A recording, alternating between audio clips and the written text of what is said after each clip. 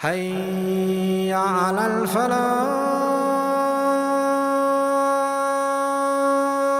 إنهم يرونه بعيدا. They, no doubt about it, they're the ones that see it as something very far away. In their view, Judgment Day is not any time close.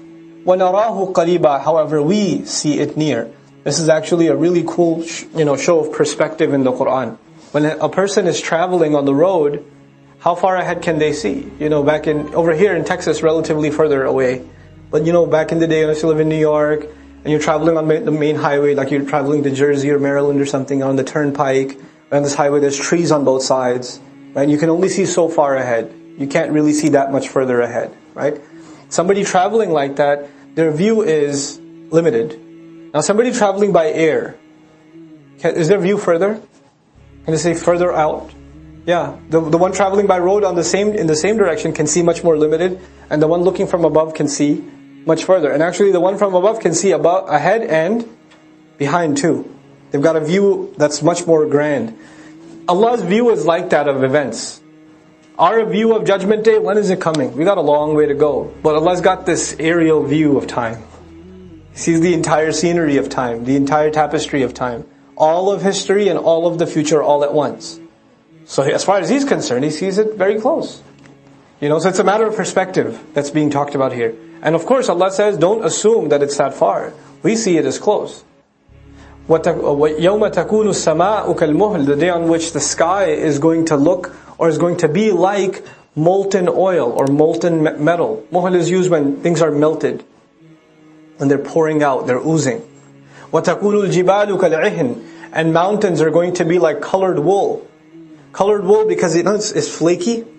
Mountains are going to be flaky. Now we learned, how would mountains be turned into soft flakes or small pieces, shredded pieces anyway? That was the previous surah. وَحُمِلَتِ الْأَرْضُ وَالْجِبَالِ فَدُكَّتَا دَكَّةً وَاحِدًا. That was already discussed. So now it's the continuation of that conversation.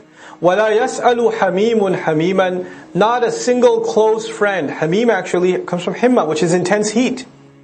From it, some argue that the last root letter can be replaced with a waw or an alif maqsoor, like hima, like fever. Feverish love for someone. Intense love for someone. That's the word hamim. Very, very close, intimate friend. That's what's called hamim. So the closest friend is not going to be asking about his really close buddy. He's not going to care. وَلَا يَسْأَلُ حَمِيمٌ حَمِيمًا.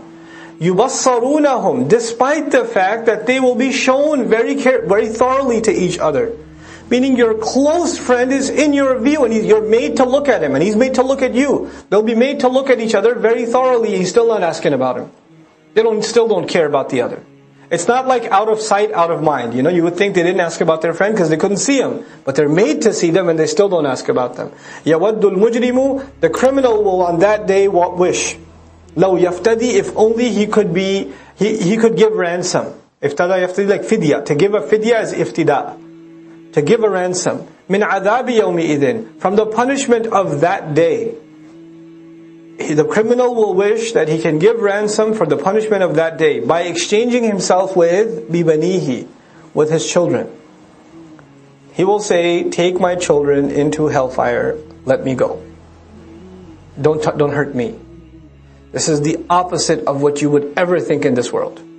So on that day, he'll just be willing to give up his children, وَصَاحِبَتِهِ, and his wife. That's not too far-fetched. But he'll be able to give up his wife and say, just take her. وَأَخِيهِ, and his brother. وَفَصِيلَتِهِ, and his close family. Close family means parents, children. Small family is called fasila. The basic unit of family. He'll be able to give them up. الَّتِي تُؤْوِيهِ, the one that sheltered him. The family that took care of him. That took him in. وَمَنْ فِي الْأَرْضِ جَمِيعًا. And if that doesn't work, then he will try to offer the rest of the population on the earth.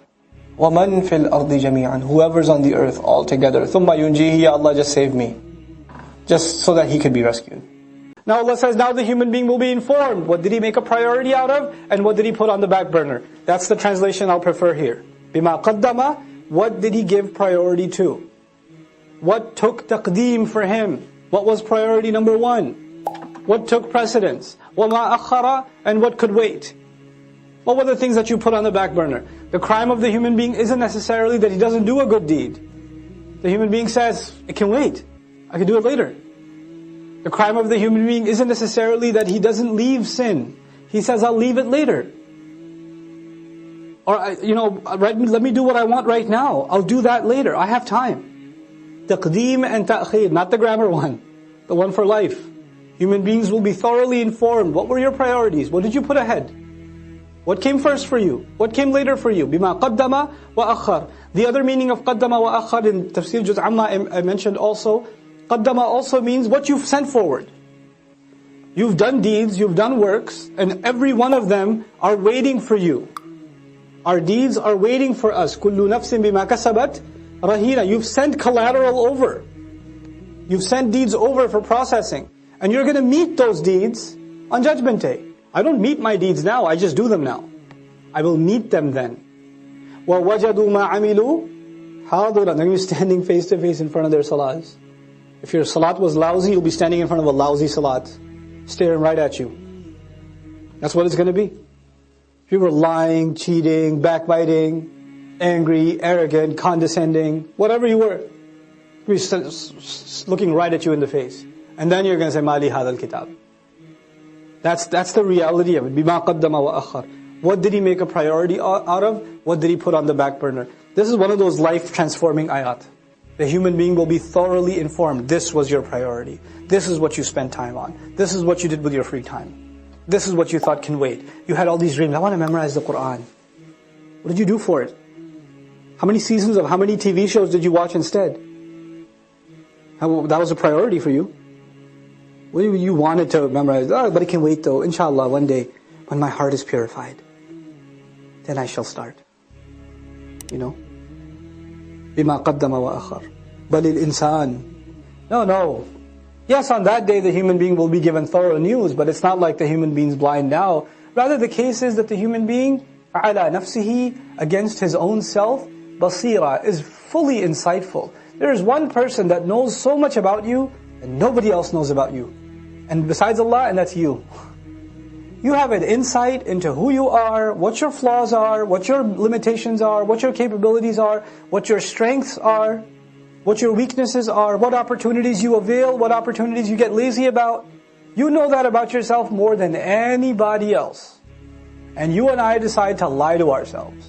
We just decide we're not going to have an honest conversation with ourselves, and about ourselves with Allah. We don't want to have that honest conversation. Assalamu alaikum wa rahmatullah. If you enjoyed this video, please do share it with friends and family. If you want to see more videos from this series, click on the box at the top. If you want to see other videos, click on the box at the bottom. And don't forget to hit the subscribe button. Thanks.